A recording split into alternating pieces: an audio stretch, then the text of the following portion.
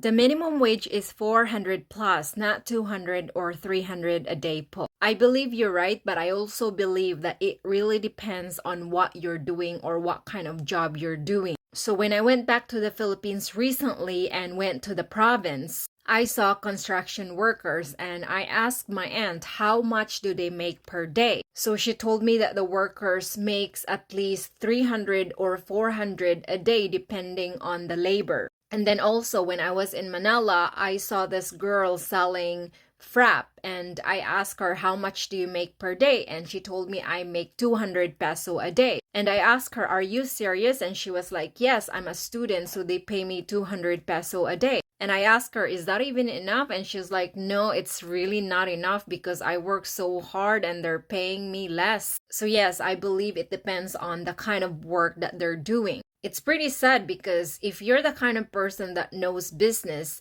and you will start creating business and you can make way more than 200, 300, 400 a day. Because I've seen a lot of people in my province who are selling goods or stuff. They're just walking through the neighborhood and I would ask them, how much do you make?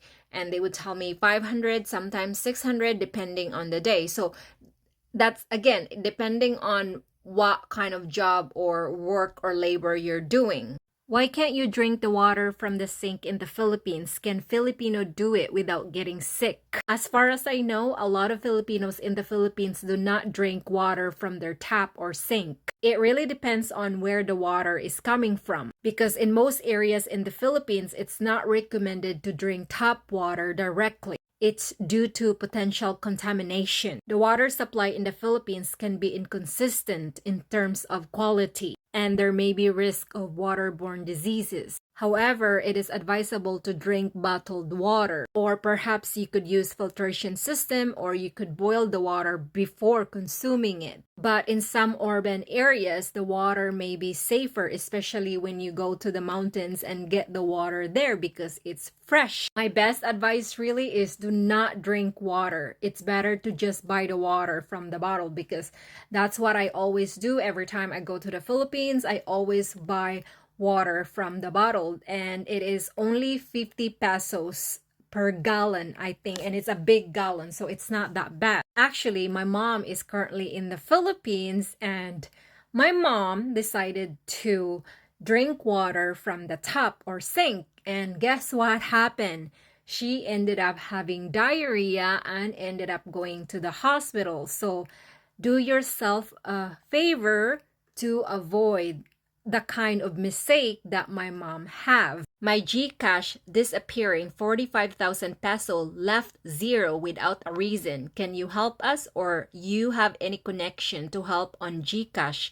Because it's affected my 3 kids and pregnant wife. Guys, I don't always have answers to all your questions, but I will answer you anyway. So when it comes to GCash, you're not the only one who lost money. I lost money too. And I know that a lot of Filipinos lost their money too through GCash. I lost 10,000 peso from GCash, not as much as yours, and I'm sorry about that. And I don't know how your money disappeared, but mine was different. So what I did, I used a rooming number to open a GCash. But of course, in order for me to keep both GCash and my phone number or rooming number active, I must make sure that my rooming number is up to date. And I was supposed to send text in the Philippines to make sure that my rooming number is still active. So what happened was I forgot to send a message to the Philippines. And unfortunately, my rooming number got deactivated. And because my rooming number got deactivated, and when I tried to sign into GCash, GCash asked me to send a verification code. And I thought to myself, how can I do that when I don't have access to my rooming number anymore? And unfortunately, GCash has no human customer service that you can call, except that they have an automated response through GCash, just in case you have a problem with your GCash money. And in my situation, I was recommended to buy a new SIM card. That way, I can verify having a new phone number and I could transfer my money to that new phone number. But the thing is, GCash did something in the past. Now, GCash made sure that you put your